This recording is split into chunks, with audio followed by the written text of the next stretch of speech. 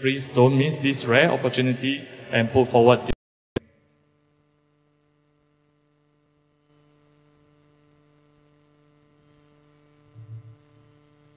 So who wants to start first? It's a Dhamma discussions. You can raise any questions about meditation, vipassana meditation, or anything on Buddhism.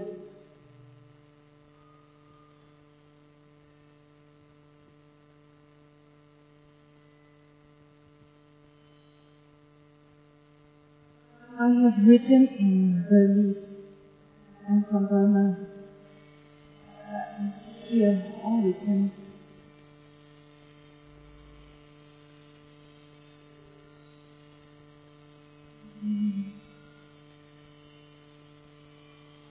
I need to think to translate into English.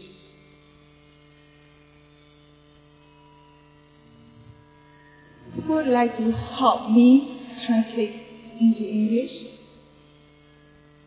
I do not want the audience to wait for me.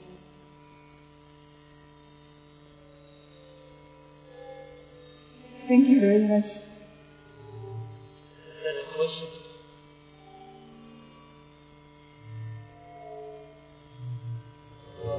It's good if you can write down the questions and so that I can read and clearly understand the question. Sometimes it's difficult even to understand the question.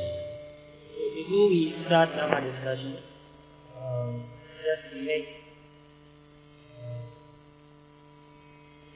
it an auspicious occasion, we pay respect to the Buddha.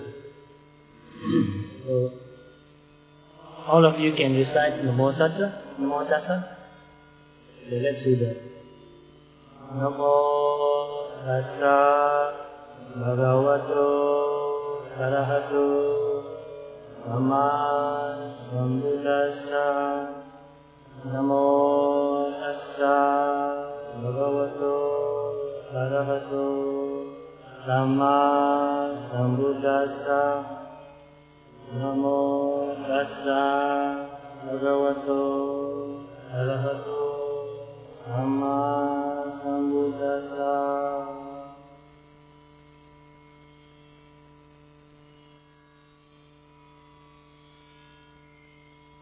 Mr. Heng, who introduced me to you, mentioned that I was a rebel. You know the word rebel? R-E-B-E-L, rebel. Of course you know that. I was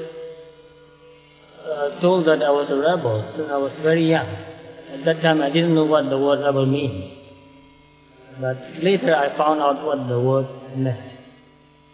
Because I want to think for myself and do things in my own way. Since I was very young, my parents and my teachers found that I was very difficult to tell. Because I won't listen to anybody. That doesn't mean that I don't respect them. Maybe what they told me was right, or it may be wrong, who knows? So, since I was very young, I started to think for myself and try to find out things that I want to know in my own way. So, it was a hard way and it took longer. But I like learning things the hard way. Because learning things the hard way, you learn it really well. If you take the easy way, you learn very superficially. So I like to teach things to myself. Even when I was young, I like to read books like Teach Yourself, any subject. So when we were young, we have books in the bookshops with the title Teach Yourself. Even now, sometimes I see books like that in bookstores. So to find out for yourself, you need to work harder. And this also, I learned from the teaching of the Buddha. Since I was about 12 years old, I started reading Dhamma books. Before that, I read a lot of story books, books on adventures. And about 12, I started reading serious books like Dhamma books, and philosophy books, psychology books. I don't mean to say that I understood everything that I read because I was too young. But anyway, I found myself attracted to Dhamma since very young.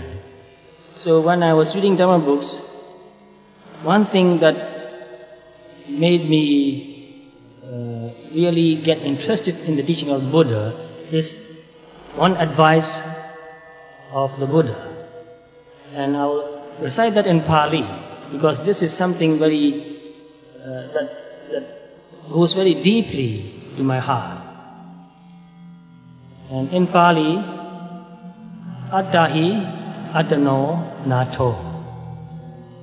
Anybody read that Pali verse? Any of you read that? Attahi Attano Nato. Kohi Nato Bro Siya. Has anybody read that? Oneself is one's reliance. How can anybody else be one's reliance? And that's the meaning of the 2 lines. And the verse is 4 lines. And the rest of the 2, Attai Atano Nato, Kohi Nato Parosiya, Attanahi Su Dantena, Natang Labati Dolabam. By training oneself, by disciplining oneself well, one achieves that reliance which is very hard to achieve. Or one attains that reliance that is very hard to attain. So when I was younger, I did not understand the depth of the meaning of this verse. But I understood only very superficially the first 2 lines. Very superficially. But even that has changed my attitude and my life totally. Because when I first read this advice of the Buddha, Buddha said, oneself is one's own reliance. That's incredible, actually. Because all the time people told me that I should rely on somebody else. But here, Buddha said, oneself is one's own reliance. And that made me think quite a long time. And I like to think also. I really love thinking, I enjoy thinking. So I think I read every word carefully and try to understand the meaning as I think it over and over again. So oneself is one's own reliance means you can rely on yourself also. You are reliable. You can rely on yourself. You can trust on yourself. So that means that you can train yourself so that you become self-reliant.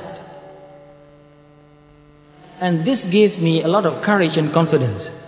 And I started thinking, yes, I can rely on myself. I can learn, I can find out. I can experiment and I can find out. So this gave me a lot of courage to find out for myself. And as I read many other religions and many philosophies, the more I learn other thinking of philosophies, the more I appreciate the teaching of the Buddha. Because in most cases, people don't encourage another person to think for himself or herself, to find out for himself or herself. Mostly leaders want to tell the followers that, believe me, do what I tell you to do. But here, Buddha said, you can trust yourself, you can rely on yourself, you can find out for yourself. And also when I read the qualities of the Dhamma, Buddha said, one can practice and find out oneself, whether the Dhamma is true or not. So, Buddha invites people to experiment, to find out. So when I think, oh, I can rely on myself, I can learn, I can experiment and find out for myself, I don't mean to say that I don't take anybody's advice. I had many teachers, many good teachers actually. And I'm very grateful to them because of what they taught me. But every time I learn something, I put that into practice. So when put that into practice, I get results. And from that result, I feel I confirm myself that this is practical, this could be done, and this is good. So all of us need good advice and teaching from other people, but always we must put the teaching and the advice into practice and find out for ourselves. Just to believe something and not to practice it is very superficial. So when I first started reading this verse, it stays in my mind and I think about it quite often. Even now, every day, almost every day, I remember this. Attahi atano nato, oneself is one's own reliance. Since I've learned that, I ask myself the question, how can I rely on myself? Because when we are very young, we rely on our parents to give us everything we need to teach us. We rely on our teachers to teach us and to tell us what to do. But as we grow older, we must find out for ourselves. So I started thinking, I must learn more. I must put into practice what I learned. So since then, I started reading more and more books and think for myself. I made a lot of mistakes, but I also learned from my mistakes. And this is also very important. Don't be afraid to make mistakes. Not knowingly, because when we do something, naturally, because we don't have all the knowledge, we may make mistakes. But if we are afraid to make mistakes, if we are afraid that we will make mistakes, we won't even try. So, fear makes us passive. When you are afraid, you don't want to make a move because you are afraid that you make a mistake. So, don't be afraid. When you make mistakes, people will tell us, oh, you have made a mistake. I told you so. Why don't you listen to me? You don't listen to me, now you have made a mistake. When people told me like that, I said, yes, I did not listen to you and I made a mistake. And now I have found out that this is a mistake. And I have learned from my mistake. So I only remind myself again and again that don't make the same mistake twice. Learn from your mistake. And it's a very good way to learn. But before I do something, I think very carefully. I try to find out all the data I can get, and very cautiously, I put that into practice. Therefore, when I make a mistake, before the mistake becomes too big, I become aware that I've made a mistake. So I correct myself immediately. So that way, I've learned the hard way many things that the Buddha said are true. So I encourage, especially younger people, to learn more, to practice more, and find out for yourself. And I believe that most of you here are also learning and practicing. So you may have many questions. Don't hesitate to ask me questions. Write down on a piece of paper and hand that to me. So I'll tell you the meaning of the last two lines also. Attanahi sukdantena nata labadi dolaba.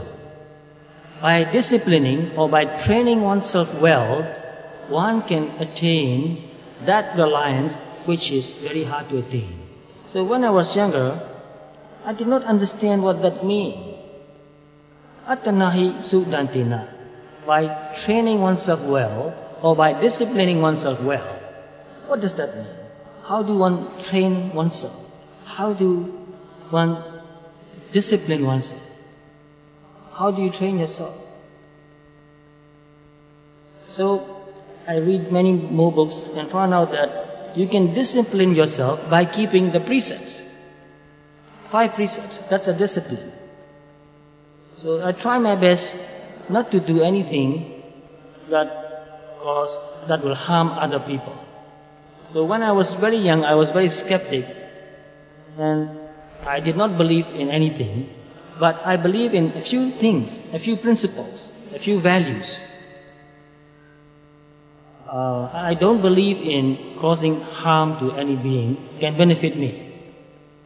By giving trouble, by causing harm to another being, I will not get any good result. That is something I believe. So I try my best not to harm other beings. And another thing is hard to talk about, but very hard to practice also, is honesty. Honesty means many things. It is a very wide meaning. And for me, the most important meaning of honesty is not to pretend that you know something that you don't really know. Not to pretend. Not to pretend that you believe something that you don't really believe. And because of that, I got into trouble many times. To give you some details from my own life, when we had to fill the forms for application in the university, you have to fill what religion you believe in. I put down, no religion yet. I can write down anything and nobody will check me and nobody will ask me, but I write down, no religion yet. Every year I put down the same thing, no religion yet, no religion yet. I'm still trying to find out, I'm not sure. I can't tell. Because to say that you follow a teaching is very serious. You cannot say that without really meaning it. So I studied the teaching of Buddha, I practiced the teaching of Buddha many, many years until I was 25. Then one day, while I was meditating, I feel great peace and joy. My mind became very calm. Then I felt really grateful to the Buddha.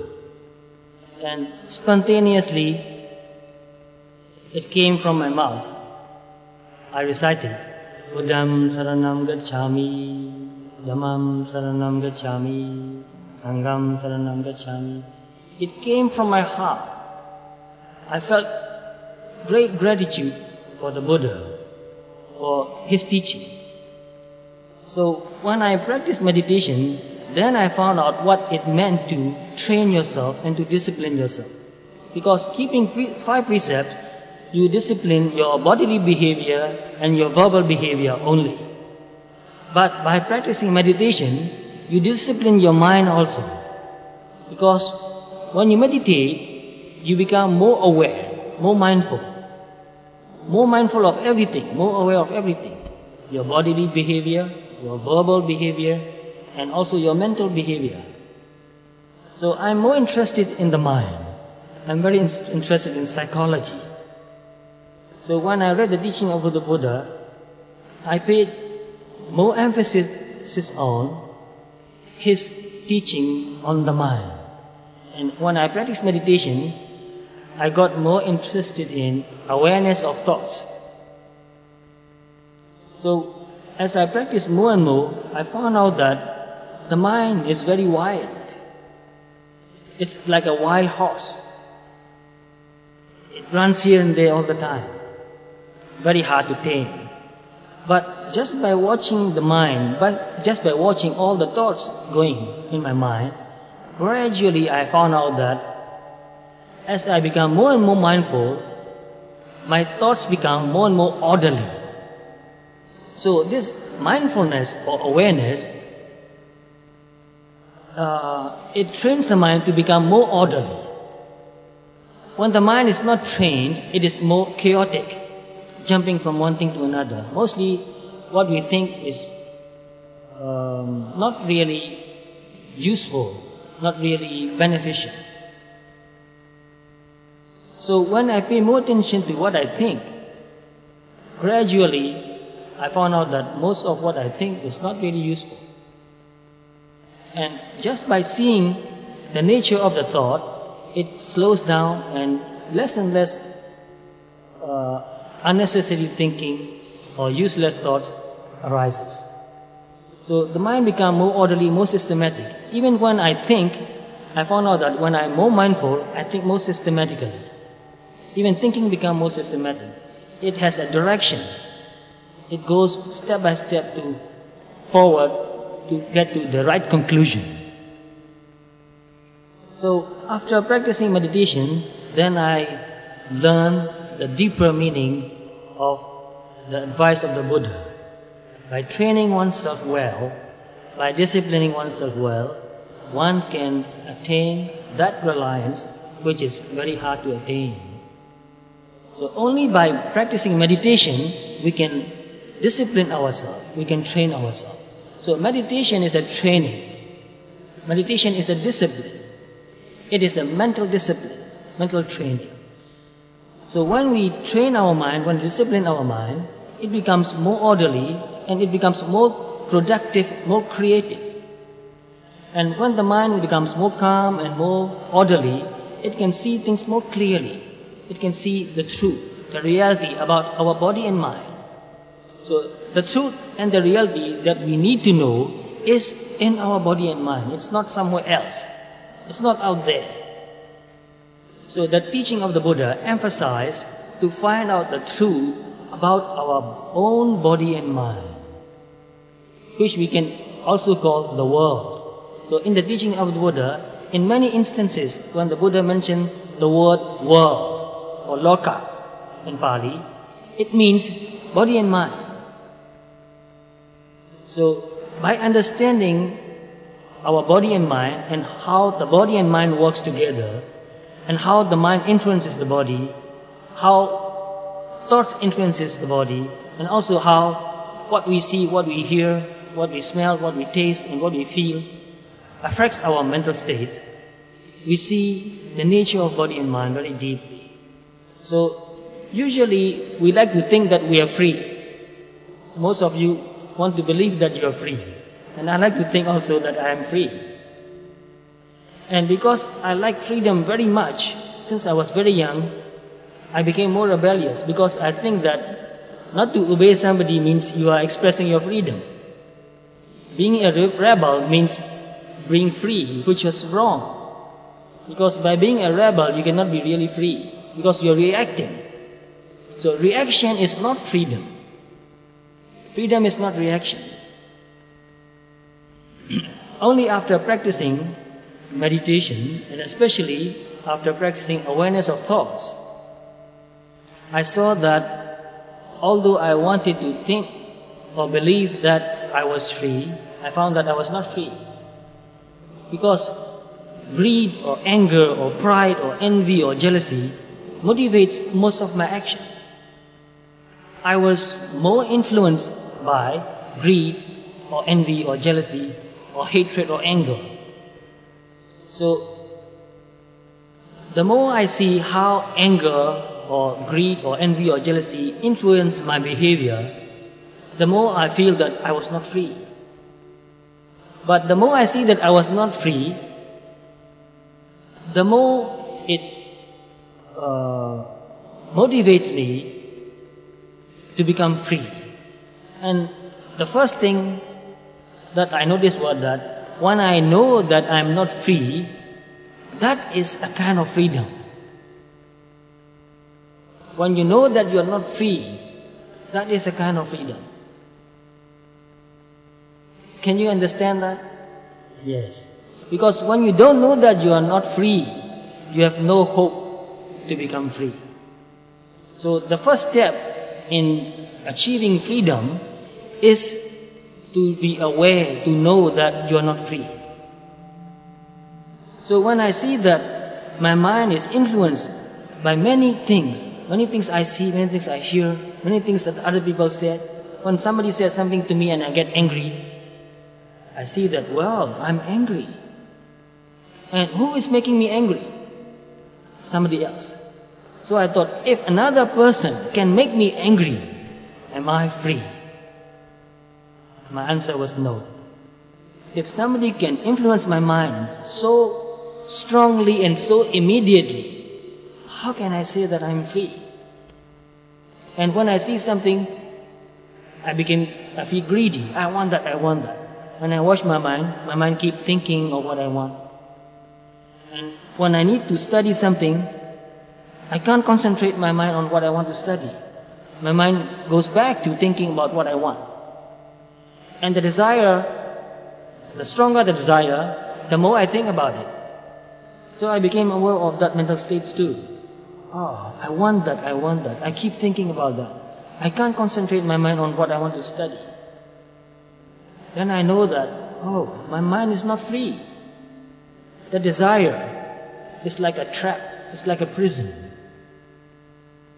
So the more I see that anger or greed or envy or jealousy or pride or any other negative mental states makes my mind like a prisoner, the more I want to be more and more free.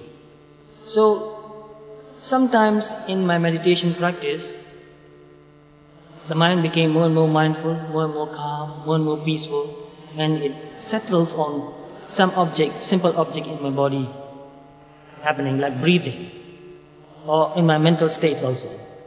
So the mind became more calm and more peaceful, and when it is really calm and peaceful, I noticed that at that moment, there's no greed or desire.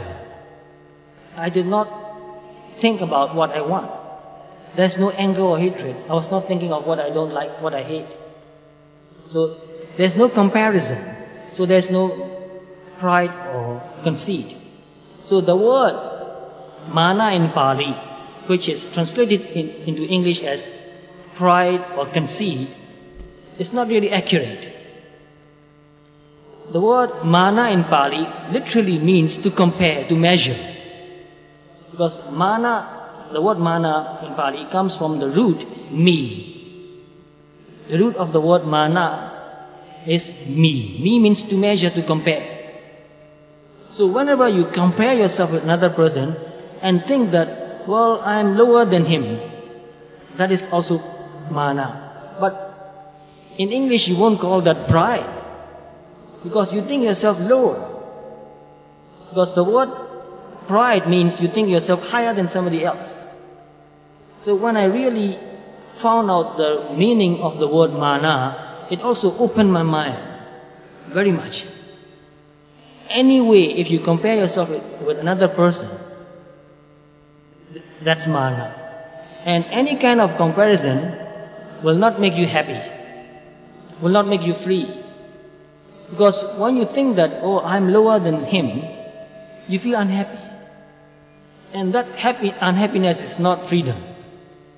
And when you think that I'm higher than him, and you think you feel happy, but even that happiness is not freedom. It is a trap, it is a prison. So when I see these mental states arising in my mind while they are arising, not thinking about them, I'm really watching that mental state while it is there. I see that when there's pride, when there's any kind of comparison, there's no freedom. So when, once in a while, in my meditation practice, the mind became very calm and peaceful and pure, no greed, no anger, no hatred, no pride, no comparison, no envy, no jealousy, no drowsiness, really clear and bright mental state, full of energy, but very calm. Then I see that this mental state is so calm and so peaceful, so pure, so clean, so admirable. And I can also see that there is freedom. And I thought, well, only if I can live like this forever. I wanted that mental state to last forever. Then I thought, even that one thing is a kind of desire. But anyway, I see that when the mind is free from greed or any kind of desire, anger, hatred, any kind of comparison, envy or jealousy, then it is free. So I understand that freedom is not rebellion, not reaction. When you are really free, you are not rebelling, you are not reacting. Then I understand deeper meaning of freedom. So although I cannot be totally free all the time of all these mental states, because my mind can be free sometimes, I understand deeper meaning of freedom. And gradually, as I practice meditation more and more, I feel myself becoming more and more free. Then I understand that this is the only way that can lead to freedom. This is the only way that can lead to purity. Only when you can see that the mind is not pure, it can become pure. Because observing, paying attention, being mindful or being aware cleans the mind. It's like washing your mind. So in the teaching of the Buddha, there's a simile. Buddha said, mud happens because of water. But when your hand gets dirty with mud, you wash your hand with water. In the same way, defilement happens in the mind because of your thinking.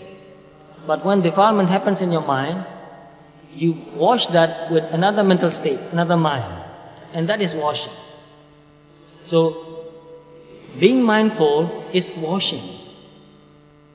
We wash our body every day. We sweat the whole day and we get dirt on our body. So we don't like being dirty. So we wash our body every day. So in the same way, we need to wash our mind also. But how? By paying attention to what's happening in the mind. By paying attention to what we are thinking, what we are feeling. So by paying attention to any kind of mental state, that awareness purifies the mental states. So even attachment to peacefulness is not really good. But in the beginning stage of our meditation practice, we cannot help getting attached to peaceful, calm mental states. And when we feel peaceful and calm, we get attached to that mental state and we wash that mental state again. Oh, attachment to calmness, attachment to peacefulness. And by washing that mental state again and again, gradually we become more and more detached from even calmness and peacefulness. And if you are not aware, you feel that, oh, I'm so calm, I'm so peaceful. Oh, I can see so clearly. I can understand Dhamma so deeply. And even that thinking that I can, or I am, is a kind of impurity. So by watching that mind again, we can purify that mental state.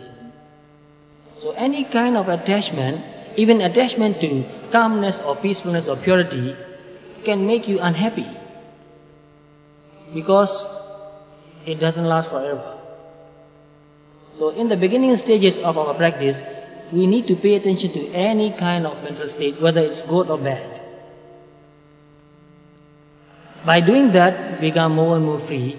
Then I understand what the Buddha said.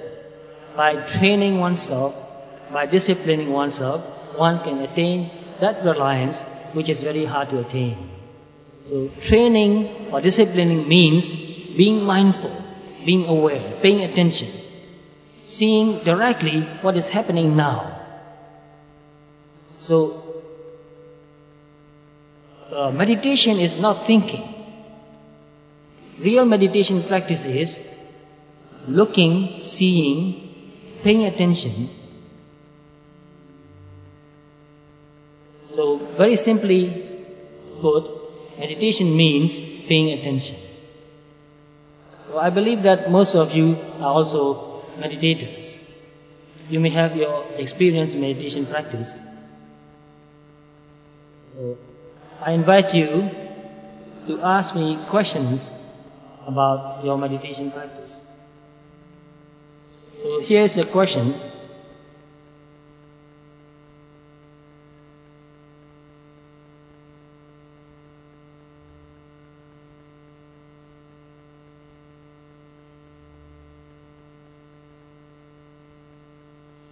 Well, this question is a long question. It is written in Burmese. So, for those who cannot understand Burmese, I'll translate that into English.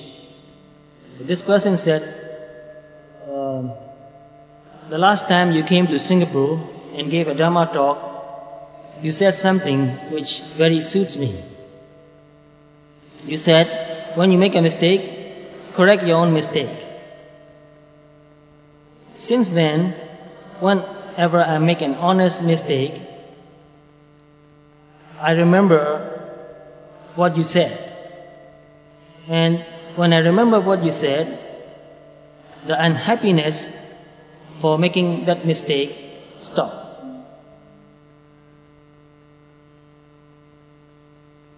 And also, I listened to your Dhamma tapes again and again, and I like one thing you said. You said, I choose happiness today. This is amazing, you know. Do you really choose happiness? Most people don't even think about that. What is the first thought that comes to your mind when you wake up in the morning? Have you paid attention to that? I paid attention to my thoughts also. Not only in the morning, sometimes I wake up in the middle of the night. And if you are not aware, you will be thinking about something. And if you pay attention, you'll find out that mostly your thoughts are not happy thoughts. The first thing that comes to your mind is what worries you much, what bothers you much. So if you don't make conscious choice to choose happiness, mostly unhappy thoughts will occupy your mind most of the time. So it is important to make a conscious choice to choose happiness. To remind yourself that I choose happiness. But even though you choose happiness, unhappy thoughts will come to you, will appear in your mind. But whenever you remember that you are thinking unhappy thoughts, you can watch that thought. So if you pay more and more attention, you'll find that mostly even your unhappy thoughts are not useful. It's useless. You just wear yourself out. You just get more tired. You waste your energy. When you think too much unhappy thoughts, too many unhappy thoughts, you become so tired that you don't have energy left to do any good work. You can't even think good thoughts or happy thoughts. So it's a habit. It's a bad habit. Anything becomes habit. So don't get into the habit of thinking unhappy thoughts most of the time. Naturally, we have problems in our life. So we need to find a solution to overcome our problems, our difficulties. But finding a solution is not the same as dwelling on an unhappy thought. Sometimes we think about something that we cannot do anything about. But we keep thinking and thinking and thinking and burn ourselves out. Unhappy thoughts can really make your body burn. Especially in a hot weather like this, if you think of unhappy thoughts, you'll find that you sweat more. Your body gets very hot, which means that your body is using more energy. So unhappy thoughts consumes more energy. Happy thoughts doesn't consume so much energy. So compared to unhappy thoughts and happy thoughts, unhappy thoughts use up more energy. So if you can stop thinking unhappy thoughts, anytime you think of unhappy thoughts and pay attention, the more you can reduce unhappy thoughts, the less you will feel tired. So many of my students, so to speak, who practice awareness of thoughts, learn to stop thinking unnecessary thoughts. So the moment that you become aware of your thoughts, you can see what you are thinking about. And if it is necessary, you can go on thinking. But if it is not necessary, you can stop thinking. So as you learn not to think of useless, unhappy, worrying thoughts, you will find that at the end of the day, you are not so tired. And most people told me again and again that now that I'm more aware of my thoughts, I don't think of unnecessary, useless, worrying, anxiety thoughts. And when I don't think of worrying thoughts or anxiety thoughts, I don't feel so tired at the end of the day. So if you need more energy, and I believe that you need more energy, I need more energy too. So if you need more energy to do good work, you have to learn, you have to find out ways how to conserve your energy. So these days you read a lot about conservation. Conservation of this, conservation of that, conservation of energy. So now even you have bulbs which uses less energy. Because scientists know that when you light a bulb, 90% of the energy is transformed into heat, not to light. Only about 10% of the energy becomes light, 90% of the energy becomes heat. So you don't want heat when you switch on a light. You only want light. So in the same way, if you don't want to waste energy, you need to find ways to conserve energy. Because especially in our body, we have limited amount of energy. No matter how energetic you are, still you have limited amount of energy, limited amount of time. So if you want to be more productive, you need to find ways to conserve your energy. And the one thing that wastes most of our energy is unhappy thoughts, angry thoughts, worrying thoughts, anxiety. That wastes a lot of energy. So no matter how much you eat, if you think worrying thoughts, you will not feel energy. You won't have energy. If you can pay attention to what you think and reduce unnecessary thinking, unnecessary worrying, you will have much more energy to do productive work. You'll become more creative. You'll feel more peace. You'll feel more confident even. Because if you keep thinking of what worries you, you will have less confidence in yourself. So just by worrying, you will not become confident. This is very important to understand. Why do people worry? Mostly people worry because they think that if they worry more and more, they will find a way to overcome worry, to overcome what they are worrying about. But that is not true. That is a big mistake. So by keep worrying, you cannot overcome worry. By trying to maintain your composure, by keeping your mind calm and peaceful, you can find a better way to solve the problems in your life. So when you become more calm and more peaceful, when you have more mental energy, you are more creative. So to become more creative, you need to learn to train your mind to become more mindful, more concentrated, therefore more calm and peaceful. So a calm and peaceful mind has more energy and it is more creative. So we need to have more energy and we need to be more creative, we need to be more confident. So by practicing mindfulness, we can develop all these qualities: confidence, energy, creativity. So by with confidence and energy, and with also creativity, we can find new ways, better ways to see, to understand what we need to do, to see and understand our problems, and to solve the problems too. So meditation can help us to understand even daily problems in our daily life. Because when you are more calm and peaceful, you don't react. You don't do anything automatically. So whenever there's a problem, you can pay more attention and find a very simple way to overcome that problem.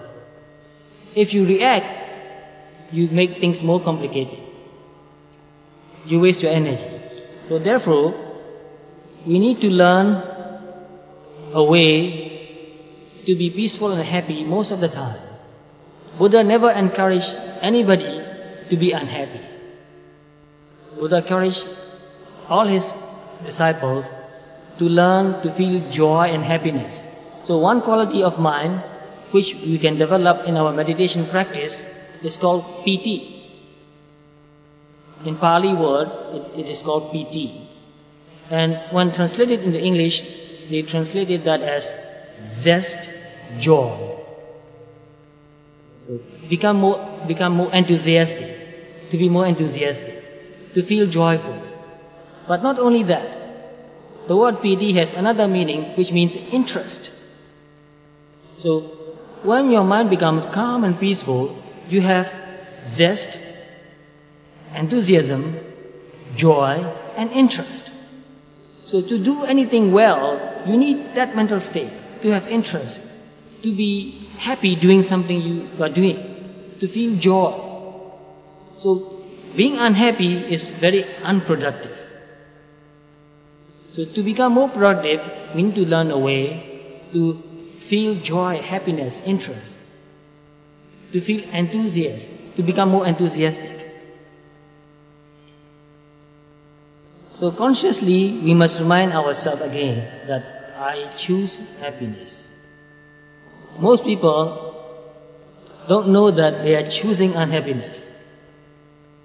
They won't even accept that they are choosing unhappiness. But I see that some people, at least I know, choose unhappiness.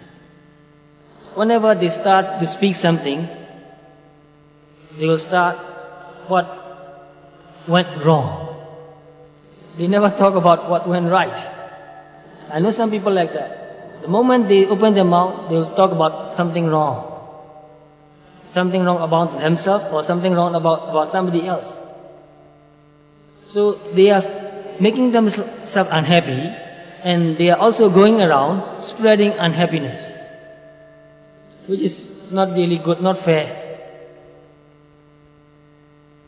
So when you become more mindful, you can really choose. Because when you are not mindful, you have no choice. You just react. Only when you have mindfulness, you have a choice. This is very important to understand. Without mindfulness, without awareness, there's no choice. You only react.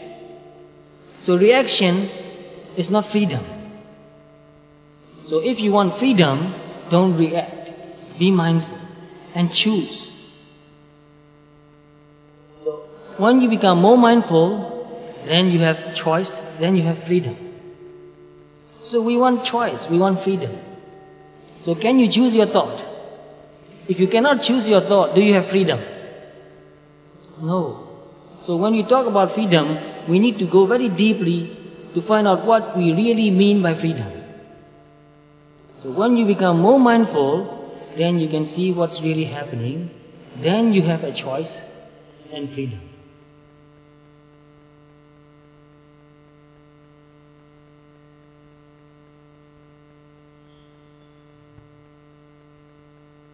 And this person here said, in brief, I want a gentle mind, a clear mind, a free mind, a cool mind, and a mind which is satisfied. Although I want that kind of mental state all the time, mostly my mind is not gentle. Which is true. But this is where we start. This is where we begin to practice. First, you know that your mind is not gentle. It's very aggressive. It's angry, upset. Therefore, when I encourage people, my friends and my students, to pay attention to what they are thinking, the first thing they report me is that self-knowledge is no good news, they said. When I look at my mind and pay attention to what I am thinking, mostly what I see is not good. That's okay. First of all, we need to see that. Habitually, we are thinking of negative thoughts. But only when we become aware of our negative thoughts, gradually we can overcome those negativities, those negative thoughts.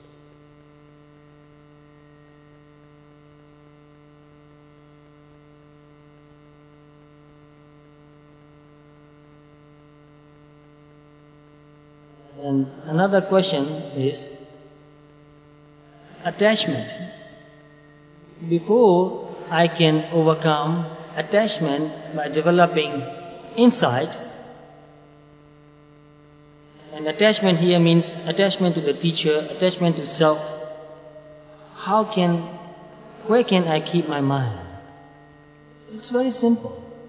The answer is very simple. You know that you are attached to something or somebody, your teacher or your group, your society, your belief. So when you see that this is attachment, and see that any kind of attachment doesn't give you freedom, that will lead you to freedom and detachment. So paying attention to attachment is the way to overcome attachment.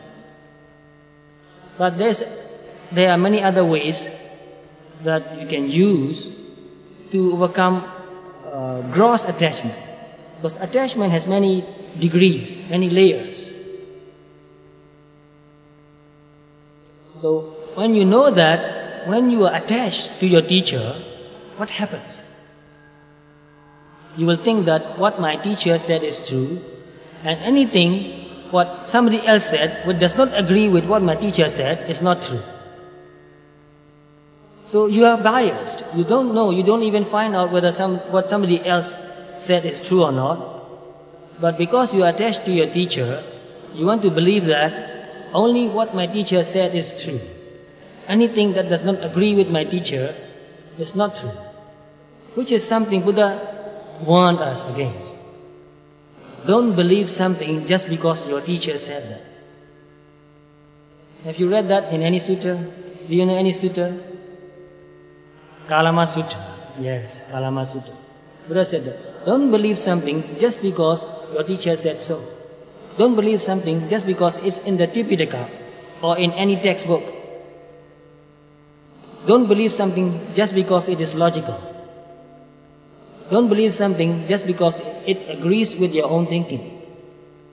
So there are many points in that sutta, Buddha said. And ultimately Buddha said, don't believe something because it's the Buddha who said that. So Buddha did not encourage any kind of blind faith, any kind of attachment. So Buddha encouraged total freedom to find out for yourself. Practice and find out. So you know that attachment makes you biased. So when you are biased, you are not fair. When you are biased, you are not open-minded. So when you know that any kind of attachment makes you not free, not fair, any kind of attachment makes you biased, and when you see that you are attached to, you don't encourage yourself to get more attached. So watch your attachment more and more, and you will find that attachment makes you feel tired, and you don't want to be tired. So this is the question in this. So there are a few more questions here. Many questions. Wonderful. Very interesting questions. Well, this is a very good one. What is the price of freedom? Is it responsibility? Well, we must remember when we use the word price. Because whenever we use the word price, we think of going and buying something. And we are very reluctant to pay the money. We want to bargain. Well, can you reduce the price? So, when we use the word price here, what is the price of freedom? We may be thinking that to get freedom, we must give up something precious. Is that the kind of idea in your mind? Whenever we use the word price, we think that to get something, we lose something. So do you lose something when you become free? What is that something you lose when you become free? And here, is it responsibility? So we want to think that to have freedom, we must be responsible. So that's the price we pay. So are you reluctant to be responsible? So words are very important. We need to use words, but we need to be very clear about what we want to mean, what we mean by that word. Of course, in the worldly sense, responsibility and freedom comes together. A person who is not responsible is not worthy of freedom. For example, to give you a very simple simile, when you drive on the road, you must be a responsible driver. Because if you make a mistake, not only you hurt yourself, you hurt other people too. You may even kill another person. You may even kill yourself. So you must be very responsible. When the traffic light turns red, you must stop. You have no choice. So that's your responsibility, very strict. So you are free within the rule or law. You have to keep the traffic rules to have freedom to drive on the road. If you cannot keep the traffic rule, you are not free to drive on the road. So keeping the traffic rules is being responsible. So a person who cannot be responsible cannot be trusted to have a license to drive the car on the road. So responsibility and freedom comes together in the worldly sense. And in practicing meditation, responsibility here means paying attention. When you pay attention, then you are responsible. You have anger, you are angry. You want to hit, you want to say something that hurts another person. But you are aware that, oh, angry.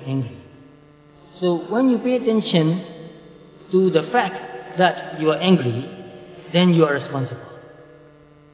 So when you are responsible, you don't go and hit, you don't say something that will hurt another person. You want to wait for a while, you want to cool down and calm down. And when you cool down and calm down, then you think of a better way to do something about the problem. And always when you are calmer, when you are cool, you find a better way.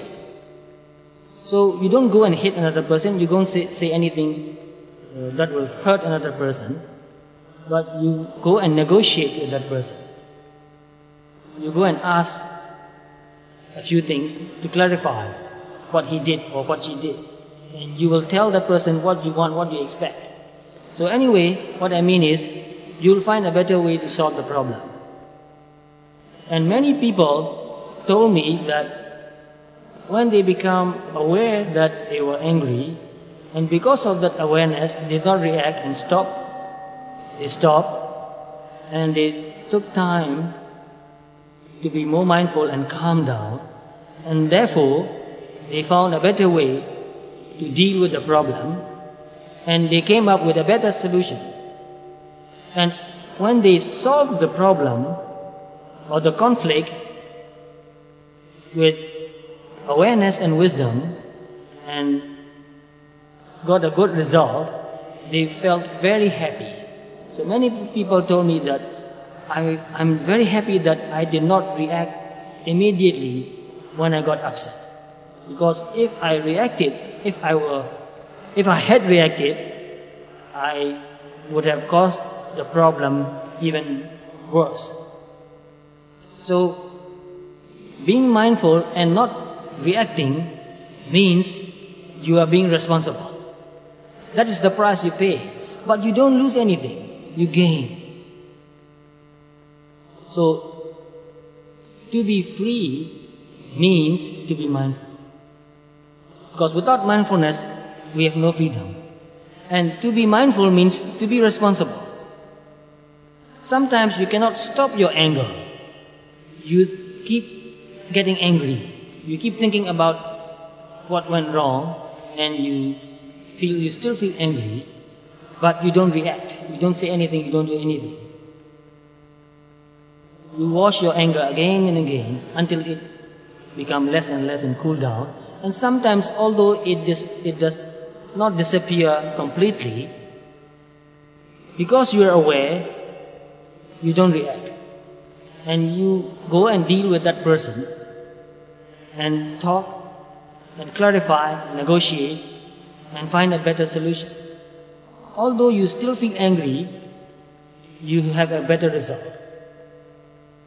So the anger may go away or it may not go away, but just because you are mindful and just because you are not reacting, you are responsible.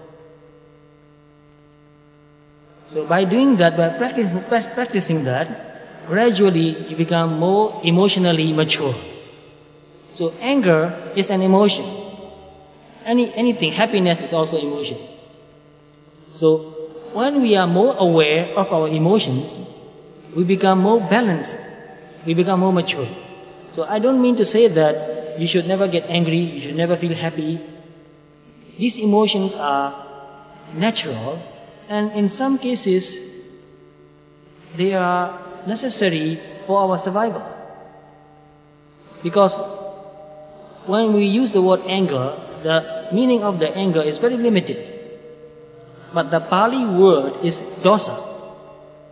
Dosa means also fear. And even depression is dosa. So the word dosa has a very wide range of meaning. Any kind of anger or frustration or hatred or any kind of fear or worry or anxiety is dosa. So when we watch these mental states, we become more mature, we become wiser. And when we are aware of that mental state cannot overwhelm our mind. So anything you can observe objectively cannot control you. So, for example, how to overcome depression, how to overcome anxiety or worry. If you can really pay attention to that mental state, you already detach yourself. So by paying attention, you detach yourself. That means you do not let that mental state control your mind. So the first step in overcoming any kind of negative mental state is to pay attention. So by paying attention, you see it objectively. So if you don't see things objectively, your habit magnifies the problem. But when you see the problem objectively, you can find a better way to solve the problem, and you can see that the problem is not that big. What matters to you is not that really important. So I find a book, and in that book I read a few sentences, and the author quoted another author. And it said, don't sweat small matters. That's the first sentence. And the second sentence is, don't sweat small problems. And the second sentence is, all problems are small problems. So don't sweat over any problem. So when you are not mindful, problem seems very big. But when you are mindful and therefore wiser, you can see that it's not that important. Ultimately, nothing matters. So when we are not mindful, we think that what we are experiencing now is a matter of life or death. And some people therefore commit suicide because they think that the problem is too big. So they try to solve the problem by killing themselves. Recently, one person told me whether it's a good decision to commit suicide. I said, so killing yourself never solve any problems. She wanted to solve a problem, and she thought that by killing herself she will solve the problem. But killing yourself never solves any problem. So when you are not mindful, your emotion overwhelms your mind, and you cannot find any good solution. Therefore, you need to be very mindful, not to let your emotion run your life. Emotions are okay, but don't let emotions run your life. Be aware, be mindful of your emotions.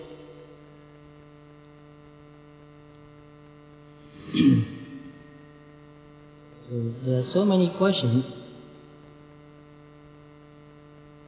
This is a good one.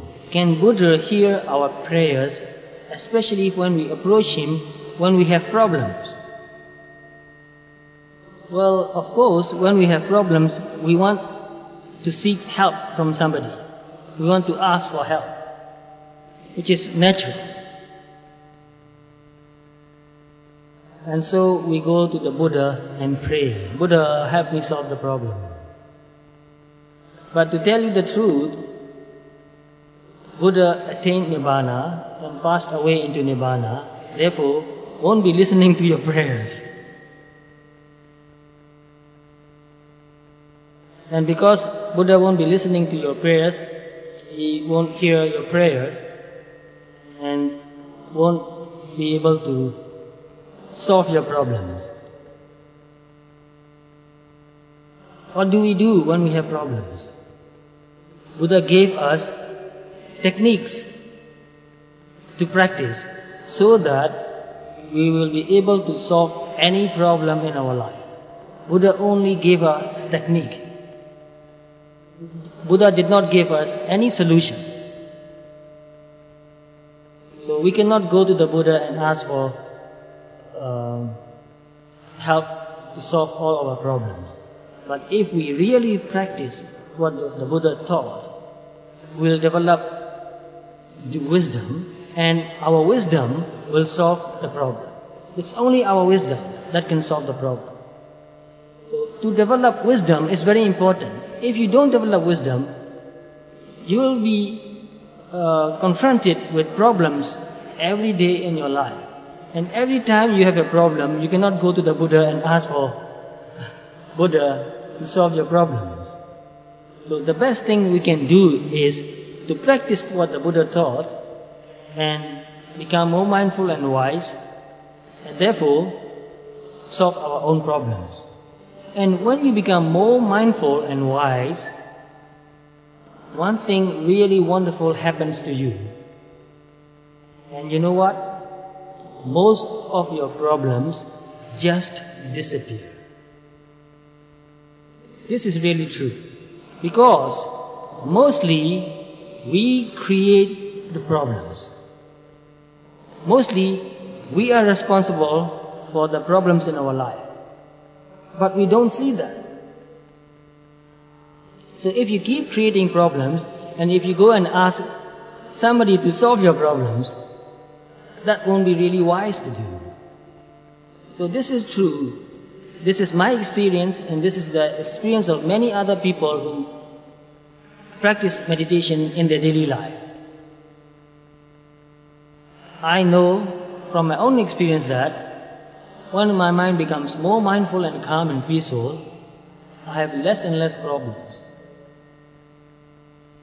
Because I can see that my thinking, my wrong views, my wrong expectations, my wrong attitudes, my wrong behavior, my bad behaviors are creating problems.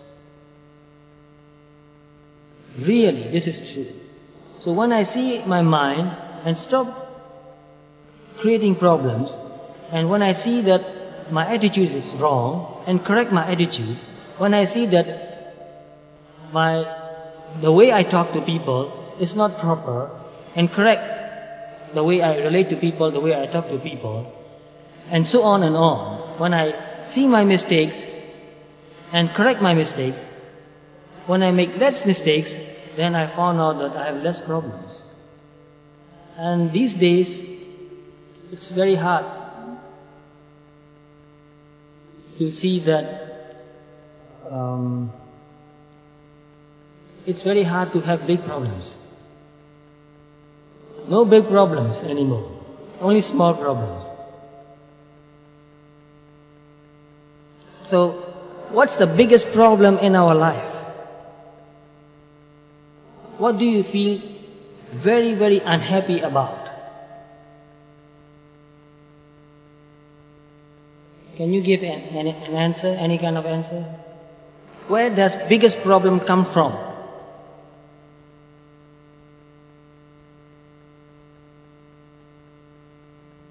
The source of our problem is in the mind. But when we have problems, mostly it's about somebody else. Is that true? What makes you most unhappy is your relationship with other people. If your relationship with other people is good, other problems are minor. So it is very important to have the right attitude when we relate to other people, our parents. Maybe you are unhappy about your father or about your mother, the way they treat you. Maybe you are unhappy about your spouse, the way your spouse behaves, or maybe unhappy about your friends or anybody. Mostly, we feel unhappy because of our relationship with other people, especially with people we love. So when we have problems like that, we need to find out how we can improve our own attitude, how we can improve our own mind. Because we cannot go and correct another person's mistake. It's not really possible. We can correct our own mistake if we can see the mistake and admit the mistake and correct ourselves. So that is a kind of power. To see our own mistake and to correct our own mistake makes us feel really powerful. If you cannot see your mistake and if you cannot correct your mistake, then you feel very weak. So if you don't want to have many problems in your life, the best thing you can do is to be more mindful. To be more mindful of your attitudes, your desires, your anger, your frustrations, your mental states, and try to develop higher mental states. Any kind of higher mental state, loving kindness, compassion, understanding, forgiveness, mindfulness, concentration, wisdom. So the more you develop good qualities in your mind, you'll find that you have less and less problems. So most of your problems, maybe 90% of your problems, will just disappear. And the rest, 10%, you can bear with it, you can cope with it, and you can work again, you can keep working to overcome the problems. But your bodily problems will not totally go away. Even Buddha sometimes got sick, and some physician treated him. Even Arahants sometimes had physical problems, but no mental problems. So mental problems, psychological problems, emotional problems are more serious. Physical health problems, well, they are also important and serious, but not as serious as mental problems. And the next question here is, can you share your personal experience? Have you seen Buddha in your dream or any other experience before? Well,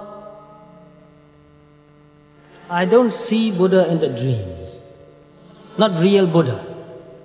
But the Buddha that I imagine is in my mind.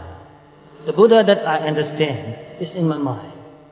So I like to think about the Buddha very much, because after I learned the teaching of the Buddha, and especially after I learned to meditate, and when I experienced a calm and peaceful and pure mind, I thought, even my mind becomes so calm and peaceful and pure.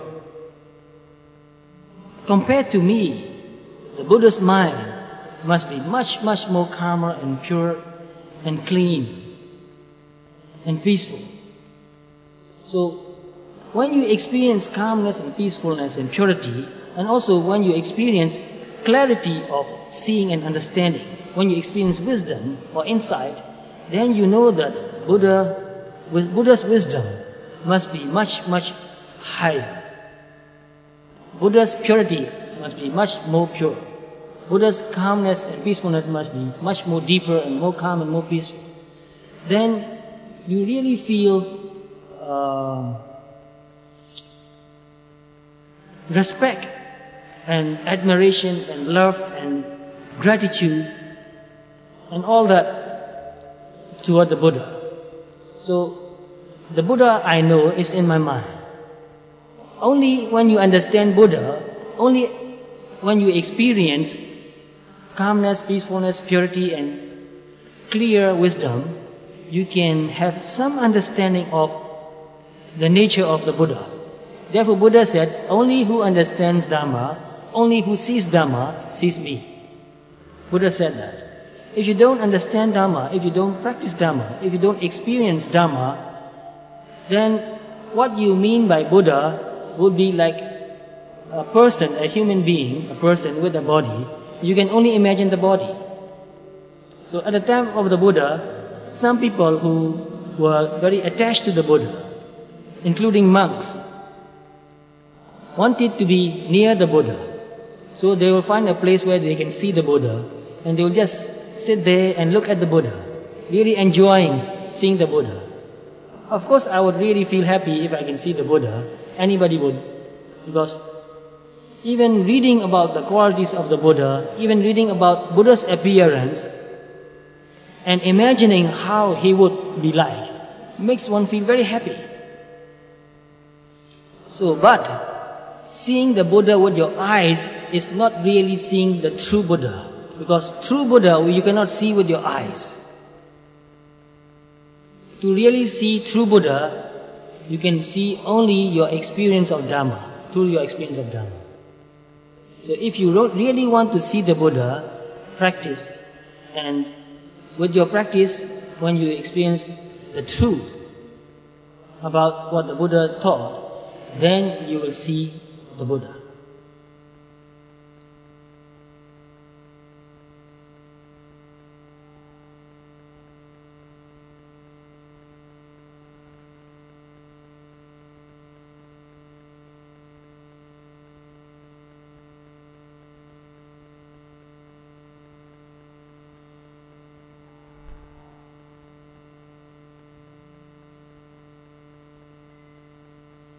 Well, this is a very good question.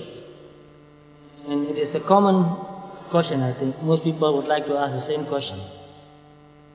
The question is, Sayadaw, thank you for teaching us. I agree with what you said. Unfortunately, since young, I have the habit of getting worried and anxious easily. That affects my general health. Of course, if you worry too much, if you have too much anxiety, it will affect your health. Negative mental states have very harmful effect on your body. And now, these days, they have done many medical research in the West, especially in America, where they prove that any negative thought can have a very harmful effect on your body. I'm weak, feel tired easily, and usually can't sleep well. I think this is a very common problem these days. I find meditation difficult. Could you please advise how I can overcome the problem and start meditation?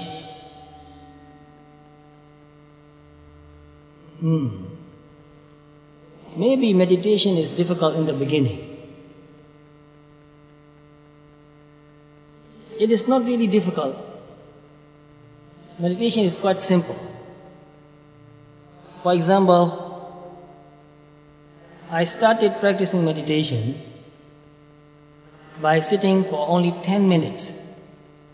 And the teacher who taught me meditation practice was not a monk.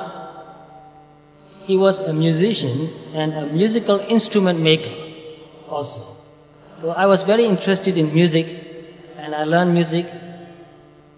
So he became my teacher, and also music teacher, and also meditation teacher.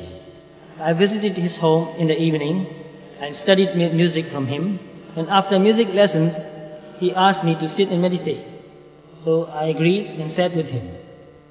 He told me to breathe deeply, forcefully, because he said, since you've been busy all day, your mind is very agitated.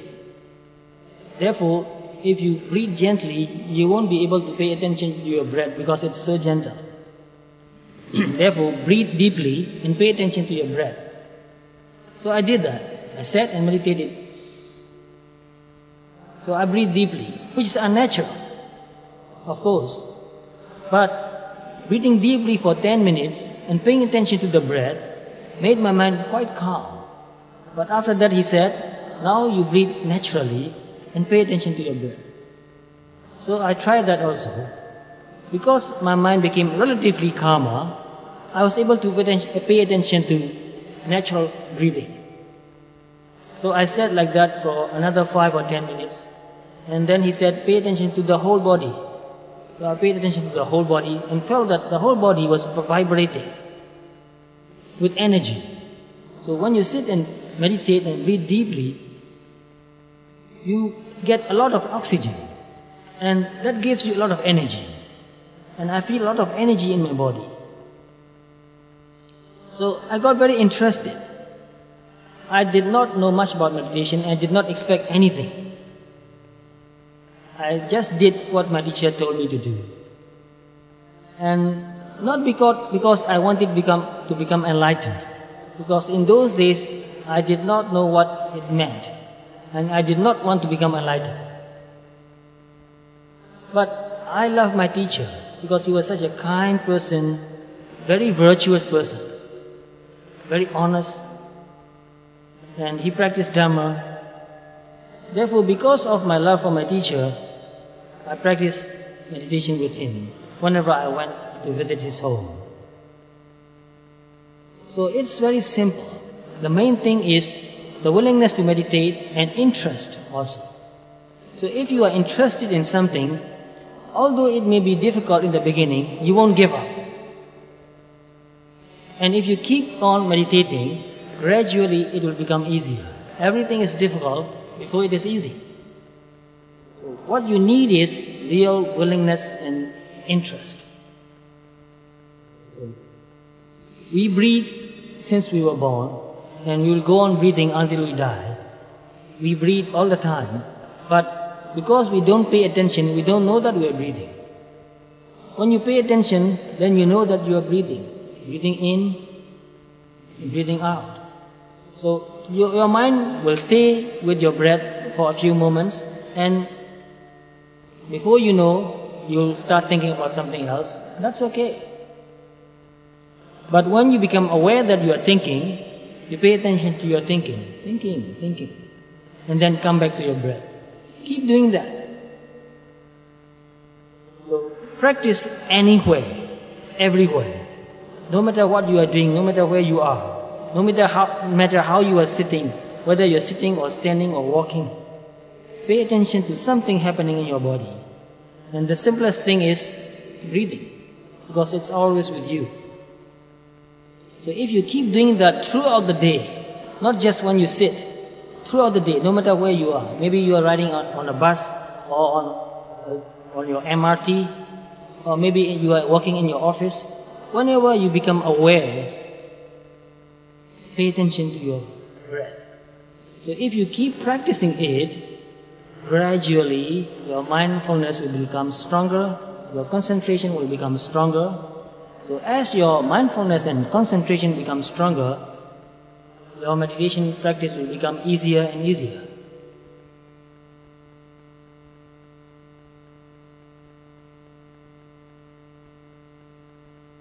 And the question continues. The problem is I can't concentrate and observe my mind when I'm weak and tired. Well, you can even pay attention to feeling tired. Can you do that?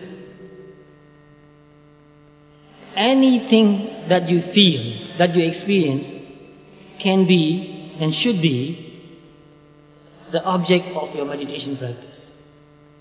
Anything you feel, even headache or tension, any pain, any sensation that you feel, should be and can be the object of your meditation practice. So meditation is paying practice, no matter what. Just paying attention is meditation.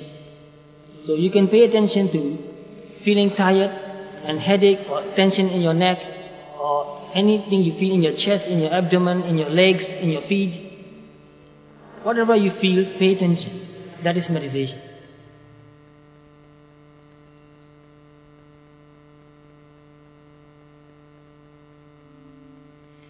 And this is the question that I think I've already answered, but anyway, I'll answer the question again.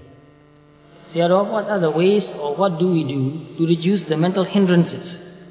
Mental hindrances means any kind of desire, greed, any kind of anger or hatred or frustration, any kind of thought, envious or jealous, or any kind of comparison. These are hindrances. So the only way to reduce and in the end to overcome all these hindrances is to pay attention, to be aware of that. So when you are aware that you have any kind of desire, any kind of greed, just paying attention will make that greed or desire weak. The more attention you pay, the weaker the desire will become. So the only way is to pay attention.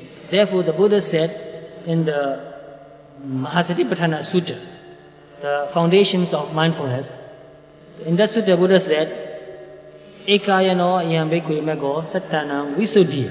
Visuddhi means to become pure. To become pure means to be free of all these hindrances. The Buddha said, Ekayano. Eka means one. Ayana means way, path. Ekayano means one path, which means only path. This is the only path. Ekayano bhikkhu mego. Mego also means path. So this is the only path. This is the only practice which can lead to purity, means overcoming hindrances. There is no other way to do that. There is a way, temporary solution, which means diverting your mind. For example, some people say that when you hate somebody, send metta. It may work sometimes, but mostly it doesn't work. But sometimes there's another way to do that. When I get angry with somebody, I thought, he will die and I will die. So what's the use getting angry? That helps sometimes. When you know that both of us, all of us will die, then somehow the problem seems smaller, not so important anymore. And another way is to see that there's nobody there, only mental and bodily processes. Only processes. There's nobody there, there's nobody here. Who's angry to whom?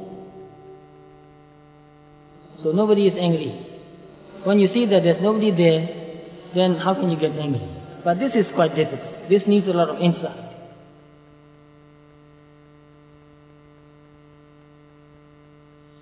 Can we still progress in meditation if we have difficulty in reducing the mental hindrances? Yes. Because, as you know, a person who has attained the first stage of enlightenment is still not free from all greed. That person is free from certain type of greed, but not all greed. That person is free from certain type of anger, but not all anger. So you do not need to be totally free from all these hindrances. To see that these are only hindrances, like say for example, when you have any desire, you see that this is desire, a natural process, a mental state, which means this is not me, this is not myself, this is not mine. When you see that desire is desire, not a person, that is a progress. So to see that desire is a progress. Although desire still happens, you have made some progress. To see that anger is anger, not a person, just a mental state which arises and passes away, that is a progress. To see that anger is not always there, only when the object, the mental object, what happened, the thought arises, then there's anger. When we are not thinking of what makes us upset, we are not angry. But the moment we start thinking of what makes us angry, we feel angry. So when you see that natural cause and natural effect arising and passing away, you don't take it so seriously. And that is progress. So we can still make progress, although we are not reducing hindrances. But when you see the desire is desire, not a person, you are already reducing one hindrance, wrong view. Because when you think that desire is a person, which means I desire, I want, and it is I who want, then that is a kind of wrong view. But when you pay attention and see that desire is just desire, there's nobody there, then you have already overcome one hindrance, wrong view. And this is another question. Can meditation help to improve overall health, such as removing stress, immune against cancer? What are the benefits of meditation? Well, to answer that question will take many hours, because the benefit of meditation is many. The first benefit of meditation is calmness, peacefulness. Because awareness makes you feel calmer, more peaceful.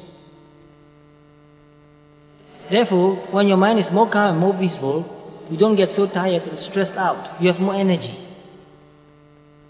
Awareness, concentration gives you clarity. Your mind becomes more clear. You see more clearly. You understand more deeply. The benefit of meditation is innumerable. I have made a list, thinking that someday I'll give a Dhamma talk on the benefits of meditation, because I will need a couple of hours to explain in detail the benefits of meditation. So to make my answer short and to the point, yes, meditation helps to improve overall health. It helps you to sleep better. Yes, many people meditate just because they want to fall asleep. And I did that too. And I still do that. Because sometimes, because I like to think so much that interesting thoughts come to my mind. And I keep thinking. And it's late in the night. Because the thoughts that come to me are so interesting that I can't go to sleep. Therefore, I watched the thought and said, okay, enough. And I meditate. And tell myself that my mind is calm and I want to go to sleep. When my mind became calm, I pay attention to that mental state. Calm. When my mind became peaceful, I pay attention to that mental state. Peaceful. Calm, peaceful, quiet. And it is very important. When I pay attention to the quietness in the mind, it becomes more quiet. Because when we talk, when we think, we are talking in the mind. And when we are thinking in the mind is not quiet. It is quite noisy, because there's internal chatter. Talking in the mind. It's not quiet. So when I became aware of that talking in the mind, I watched that and it stopped. When it stopped, there's quiet. So I pay attention, quiet. When I pay attention to quietness, it became more quiet. Then fall asleep. So whatever you do, if you pay attention, there'll be more balance.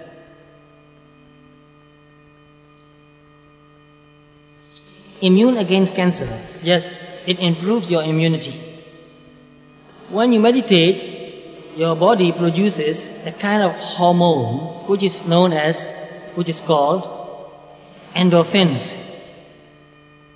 Endorphins, the word is plural, because there are 3 different kinds of endorphin that the body produces.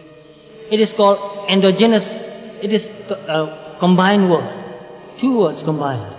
Endogenous morphines. You know the word morphine? What it means?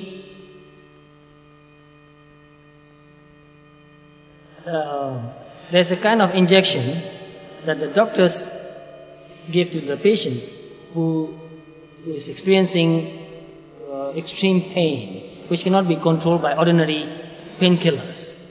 It is a derivative of opium.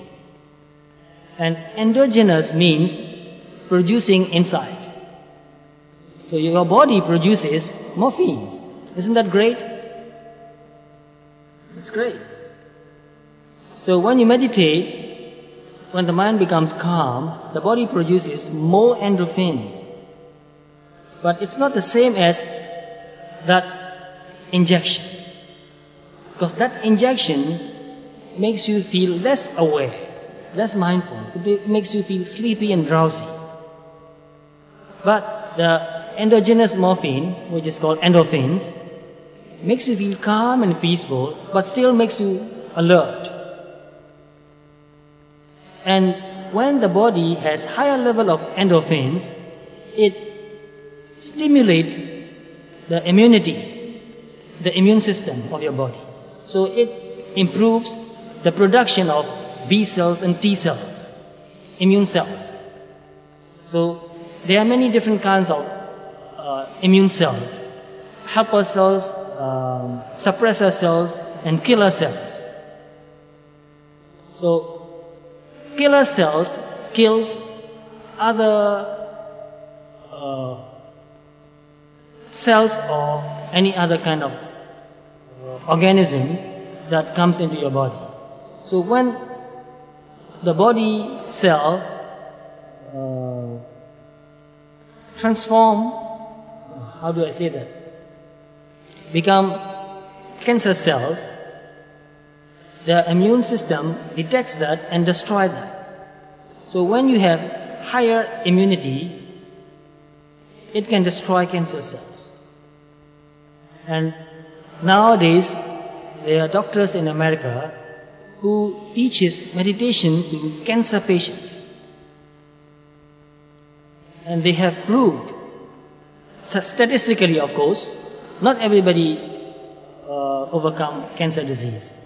But there are statistically evidence showing that those who meditate has higher chance of recovering from cancer.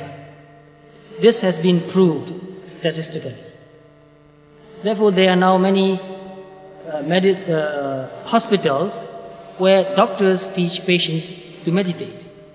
And there's a book written by a doctor called Dr. John Kabat-Zinn. He worked as the department head of behavioral medicine in Massachusetts Medical Center. It's a teaching university and also hospital. And he wrote a book called Full Catastrophe Living. And the subtitle of the book is Overcoming Pain, Illness and Stress by Using the Wisdom of the Body and Mind. So that's a very interesting book, and you will benefit from reading that book, whoever asked this question. So there's no doubt that meditation can improve a person's health. Not only a person's health, meditation can improve the quality of your life in every way. It can even improve your study, it can even improve your business, your work. It can improve your creativity. It can improve your relationships because you are more aware. You don't say things that will hurt other people. So, if you really want a better life, one thing you can really do is to meditate, to become more aware of your mental states. And this is also a way of expressing our love for ourselves. If you really love yourself, meditate. Not only that, Buddha himself advised us, saying that if you love somebody, encourage, teach, and help that person to practice mindfulness, which is something I do. Really, the best thing you can do for another person is to help that person become more aware of his or her mental states, his or her thinking. Because once you become more aware of your thoughts, naturally it will go toward more positive. Because awareness always helps a person become more positive.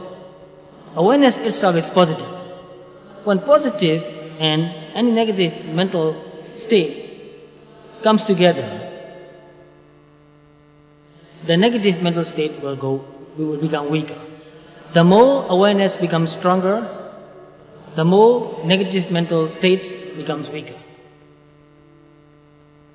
And the more your negative mental states become weaker, the less stress you feel. And the more you will feel that when the mind is mindful, calm,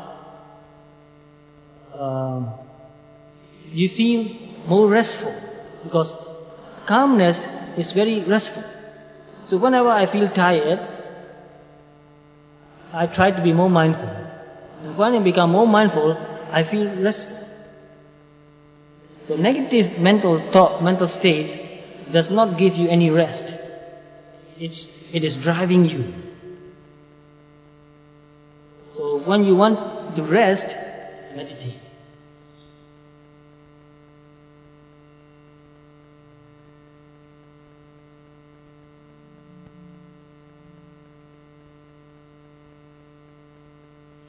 Can we practice meditation without a teacher? Yes, we can. Many people do. And the second question is it dangerous? If you practice it in the wrong way, it is dangerous. But what does wrong way means? And what does right way means? If you understand what meditation is about, you cannot practice it wrongly. Meditation is paying attention. Can you make a mistake paying attention? It's not creating anything. If you try to create any state, you may make a mistake. So meditation is paying attention. Whatever you feel, you pay attention, and it cannot go wrong. You will not make a mistake. But if you try to create some state, maybe you can make a mistake. And if you expect something which is not natural, which is not proper, and with that expectation, if you meditate, it can distort your mind. It can twist your mind. So don't expect anything. But you can expect something. That is, I want to know what is happening in my body or in my mind now. You want to know. That's the only thing you expect. If you don't expect anything else other than wanting to see what is happening in your body or in your mind now, and you pay attention, you can never make a mistake. And it is not dangerous.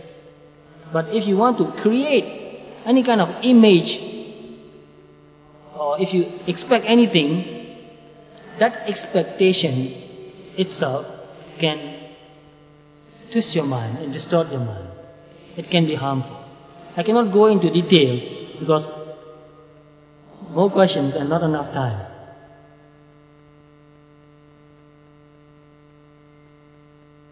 Well, it's already 9:30. Time flies so fast. Can't believe it. Well, I want to go on answering the questions. How to do that? Well, there will be a Dhamma talk on Sunday. And I hope to answer some more questions on Sunday. But I know that there will be more questions and there won't be enough time. Always, time is the problem. Not enough time is the problem.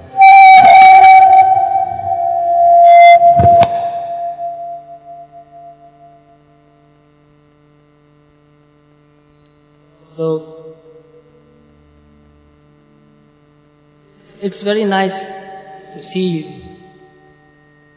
today here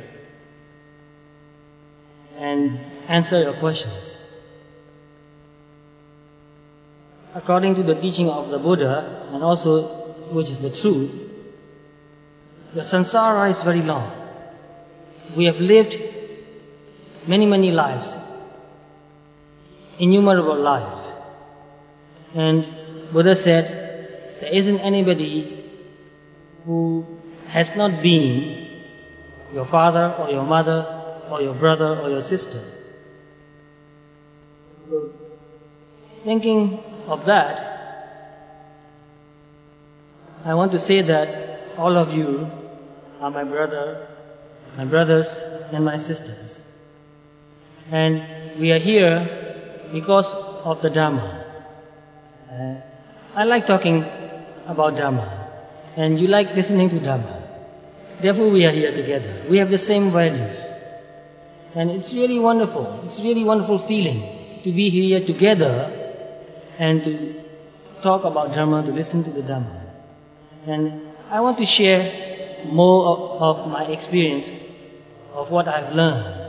And I also want to hear what you have learned, because we can learn from each other. You can share your experiences, and I can learn from you too. So I've shared some of my experiences, and I'm very glad that you have given me that opportunity to share my knowledge and my experience. And for that, I feel very happy. Therefore, thank you.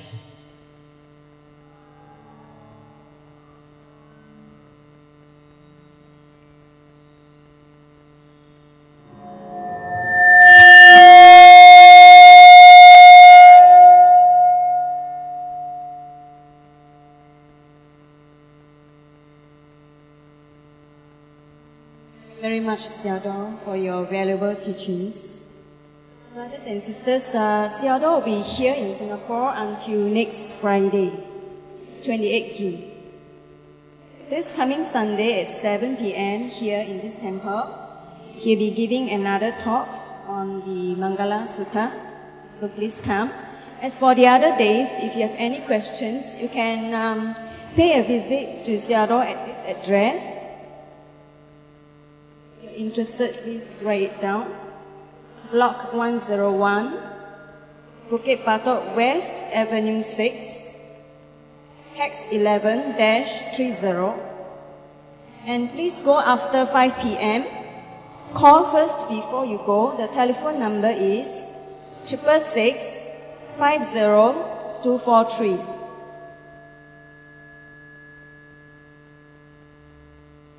That's about all. And this coming Sunday, our morning service will be led by Brother Sebastian Wong of Palalai Temple.